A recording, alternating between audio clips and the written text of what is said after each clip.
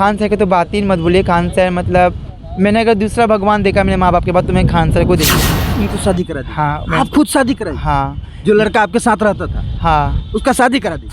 जहाँ मैं कोई लड़का देखती थी तो वहाँ मैं खुद ही पिघल जाती थी। हाथ पाँव हिलना लगना, बोली का चेंज हो जाना, टोनिंग चेंज होना, सब मतलब चेंज होता। तो जो मुझे नहीं देखने का वो भी मुझे बोलता थी तुम अलग टाइप की हो। हाँ, लड़की नहीं हूँ मैं, मानती हूँ मैं लड़की नहीं हूँ, लेकिन अपने आप को, लेकिन मैं दिल से मानती हूँ कि मैं लड़की हूँ, लेकिन अब समाज की नज़र में मैं लड़की हूँ। तो वो मेरे अंदर ही फीलिंग्स है। जो एक लड़की चाहती है वो हम भी चाहते हैं। सिर्फ शरीर का ना अंतर हो गया है, लेकिन सब कुछ तो मेरे अंदर वही है कि एक लड़का एक किन्नर से प्रेम कर सकता है? ऑब्वियसली समाज जब हर चीज़ का अधिकार हम लोग को दे रहा है तो ये चीज़ का भी अधिकार देना चाहिए ना। और लागू हो चुका कि हम लोग भी शादी कर सकते हैं। हम लोग को सिर्फ एक ही कमजोरी है कि हम लोग बच्चा नहीं दे। हम पटना में मौजूद हैं और हमारे बगल में एक किन्नर है। सच्चाई यही है कि ये किन्नर हैं। और साहब एक बात जान आप लोगों को बता देना चाहूँगा कि कहते हैं कि अगर मन में जो ठान ले तो वो कामयाबी हासिल कर ही लेता है। ठीक इसी प्रकार आप लोगों ने पटना का वायरल सर का नाम सुना होगा, जिनका नाम खान सर है। उन्हीं के पास ये क्लास करती हैं, उन्हीं से ये पढ़ती हैं, उन्हीं से शिक्षा ग्रहण करती हैं। और देखिए कि मैं इनका बहुत बड़ा दाद देना चाहूँगा, मैं इनको सलाम करना चाहूँगा कि ऐसी हौसले लेकर पटना ऐसे सिटी राजधानी में ये लड़ रही हैं लड़के और लड़कियों के बीच में। जानते हैं क्यों?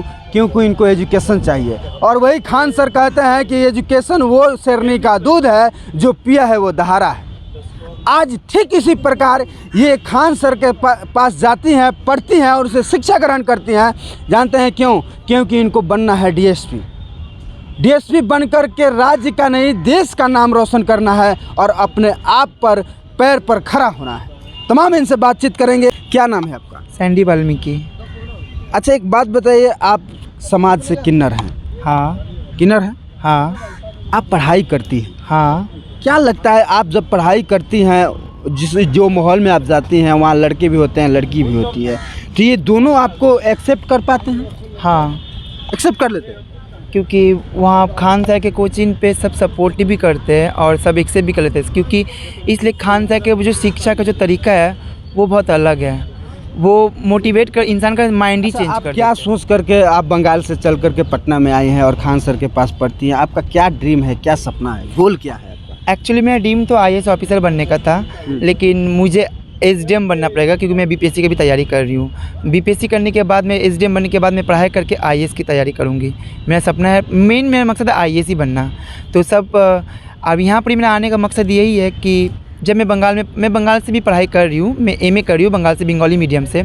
और मैं यहाँ हिंदी कर रही हूँ, हिंदी में लिख रही हूँ, हिंदी में लेक्चर दे रही हूँ। और वहाँ बंगाली में बोलती हूँ, बंगाली में लिखना पड़ता है मुझे। तो खुदा का मेरा अंदर कला है कि मैं 2 तरह में मैनेज कर ले रही हूँ। फिर भी मुझे ये बात कि मैं यहाँ पर आई हूँ कि मुझे मतलब आगे बढ़ना है, क्योंकि ये समाज में मुझे बहुत ठुकराया। हर कोई मुझे हर एक नज़र से, हर एक मतलब मुझे बोलने से कोई छोड़ा नहीं है। चाहे मेरा अपना हो, चाहे मेरा पराया हो, या मेरा दोस्त बंधु या कोई बाहर के हो, मुझे कोई नहीं छोड़ा। तो मुझे वो लोग को दिखाना है कि मैं भी कुछ कर सकता हूँ समाज में और अपने देश के लिए कुछ करूँगी। अच्छा एक बात बताइए, आप जो यहाँ पर पढ़ती हैं, राजधानी में पढ़ती हैं, तो पैसे का इंतज़ाम कैसे हो पाता है? पैसे का इंतज़ाम मेरे मम्मी मुझे भेजती है। और मतलब मैं जो रूम मैं खान सर के पास मैं पढ़ाई करती हूँ वो तो मेरे पास फ्री ऑफ कॉस्ट है। फ्री और कॉस्ट? हाँ। पैसा नहीं लेते हैं? नहीं। खान सर पैसा नहीं लेते? नहीं। वाह, ये तो बहुत बढ़िया बात है, बहुत बड़ी बात है। बहुत सपोर्ट करते हैं खान साहब मुझे। तो मैं तो पूरा फ्री ऑफ कॉस्ट है, मुझे पैसा पैसा का कोई बजीकड़ी नहीं है, पैसा मेरे लेते नहीं, उल्टा मुझे सपोर्ट करते हैं हर कोई। तो यहाँ तक कि मुझे ये भी बोला गया था कि बोला नहीं गया था कि वो करते भी है कि अगर तुम्हें कोई भी प्रॉब्लम हो, एक्स्ट्रा पढ़ाई का भी तुम्हें ज़रूरत हो तो तुम कांटेक्ट कर सकते हो, तुमको हम लोग और भी अपने तरीके से हेल्प करेंगे जितना हम लोग का। मतलब वो जहाँ तक आपका हेल्प होता है खान सर करते हैं? बहुत। मेरा सवाल एक है कि आपने एजुकेशन लेने के लिए आपने एग्री हुआ, आप बंगाल से चलकर पटना में आई हैं। मेरे कहने का मतलब है जो आपके कौम के लोग होते हैं, जो किन्नर समाज के लोग होते हैं, वो अक्सर देखा जाता है किसी के घर नाच गाना करते हैं या ऑर्केस्ट्रा में डांस करते हैं। आपकी ऐसी सोच कैसे बदली कि आपने ऑर्केस्ट्रा लाइन छोड़ करके, नाच गाना छोड़ करके एजुकेशन लाइन में घुस गई?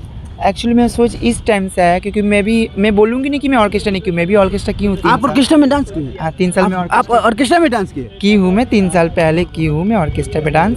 तो वहाँ का मुझे माहौल पता है कि कैसे क्या होता है। और मतलब अगर देखा जाए तो मैं हर घाट के पानी पी के आ चुकी हूँ, मुझे प्रॉब्लम फेस करके आ चुकी हूँ। तो मैंने मन में अपना तसल्ली कर ली कि नहीं, मुझे अब इसमें कुछ नहीं, सबसे बड़ा हथियार पढ़ाई लिखाई होता है, उसी हिसाब सबको मुझे मानना पड़ेगा। इसीलिए मैं एक्सेप्ट की पढ़ाई मुझे और भी आगे जारी करना है। अच्छा, आपकी उम्र क्या हुई? 23। 23 की हो गई है। अच्छा, आपको एसडीएम बनना है, यस क्या लगता है आप एसडीएम बन जाएंगे? यस 100%। मेहनत कर रही हैं तो भगवान भी आपके साथ है और आपका जो मेहनत है वो ज़रूर रंग लाएगा। आमीन। यस। एक मेरा सवाल रहेगा कि आपकी उम्र 23 साल की हो गई है। बहुत सारा लोग कहता है कि जो किन्नर लोग होते हैं वो किसी के साथ मतलब लिविंग एंड रिलेशनशिप में भी रहते हैं। तो क्या आप किन्नर हैं तो आपका भी इच्छा करता है कि हमारा भी किसी के साथ संबंध हो, हमारा भी किसी के साथ प्रेम हो, हम भी किसी के साथ खुशहाल रहें? क्योंकि एक होता है ना फीलिंग। संबंध तो मेरा हुआ नहीं है अभी तक फिज़िकली कुछ भी, लेकिन मेरा ऑलरेडी मेरा एक बहुत ख़ास दोस्त है, मेरा बॉयफ्रेंड ही बोल सकते हो, बहुत अच्छा ख़ास दोस्त है मेरा, मुझे बहुत केयर करता है और मैं भी उसको बहुत केयर करती हूँ। मतलब उसको मैं हर एक तरह से बचाई हूँ। जब मैं ऑर्केस्ट्रा में थी तभी उसको मैं मतलब प्रॉब्लम उसको सॉल्व की, क्योंकि बहुत इतना ना परेशानी हुआ था उस टाइम मुझे कि उसका पैर टूट गया था। तो उसका पैर में जितना सा पूंजी वूंजी सब जितना लगा था, मेरा जितना कर्तव्य था मैं इतना पूरी की। जो वाइफ नहीं करती थी उसका मैं सब की। आपने किया? हाँ। तो कहीं ना कहीं आपको ऐसा नहीं ना है कि उस लड़के से प्रेम हो गया है? हाँ, वो तो हो ही गया है, वो तो सभी को पता है, उसका घर वालों को भी पता है, मेरे घर वालों को भी सबको पता ही चल गया है। क्या लगता है कि एक लड़का एक किन्नर से प्रेम कर सकता है? ऑब्वियसली समाज जब हर चीज़ का अधिकार हम लोग को दे रहा है तो ये चीज़ का भी अधिकार देना चाहिए ना। और लागू हो चुका कि हम लोग भी शादी कर सकते हैं। हम लोग को सिर्फ एक ही कमजोरी कि हम लोग बच्चा नहीं दे पाएंगे, लेकिन अभी वो भी पॉसिबल हो चुका है कि छोटा सा पूंजी खर्च करो, अपना संसार बढ़ाओ आगे। नहीं, मेरा सवाल ये है कि क्या वो फील आएगा अगर लड़का आपसे शादी कर लेगा या आपके साथ प्यार करेगा, तो क्या वो लड़की वाला फील आपसे ले पाएगा? ये मेरा सवाल है। हाँ। कहने का मतलब है कि आप किन्नर हैं। हाँ, ऑब्वियसली ले पाएगा, क्योंकि जो लड़की के अंदर फीलिंग्स है वो मेरे अंदर ही फीलिंग्स है। जो एक लड़की चाहती वो हम भी चाहते हैं। सिर्फ शरीर का ना अंतर हो गया है, लेकिन सब कुछ तो मेरे अंदर वही है ना, लड़की वाला ही है। हाँ। अच्छा, अक्सर देखा जाता है, मान लीजिए अगर आपने शादी कर लिया, संजोग बस आपने उससे शादी कर लिया, तो क्या लगता है आपके बाल बच्चा होंगे, आगे आपका घर गृहस्थी बरसेगा? मैं तो पहले से फ्यूचर प्लानिंग करके रखी हूँ कि मैं एडॉप्शन बेबी लूँगी, वो भी गर्ल्स, जो अनाथ बच्चा हो उसको ही लूँगी। गर्ल्स? हाँ, बॉयज़ नहीं? नहीं। हाँ। क्योंकि मुझे बॉयज़ से नफरत है, क्योंकि बॉयज़ एक्चुअली ना मतलब बड़ा तो मतलब 100 मैं सबको ख़राब नहीं बोलूँगी, 100 में 100 में 99 तो ख़राब ही निकलता है, 1% ही अपना होता है। 1% में तो आपने जिसको चुन ही लिया है ना, 1% में नहीं, मतलब बॉयज़ में मतलब वो बोल रही हूँ जो बच्चा बड़ा होकर, नहीं तो क्या होता है बच्चा लोग अपने माँ बाप को वृद्धाश्रम भेज देते हैं। अब देखो कल को मैं उसको पढ़ाई लिखाई बड़ा की, वो कल को मुझे वृद्धाश्रम ही भेज दिया, तो सोचो मेरा क्या होगा।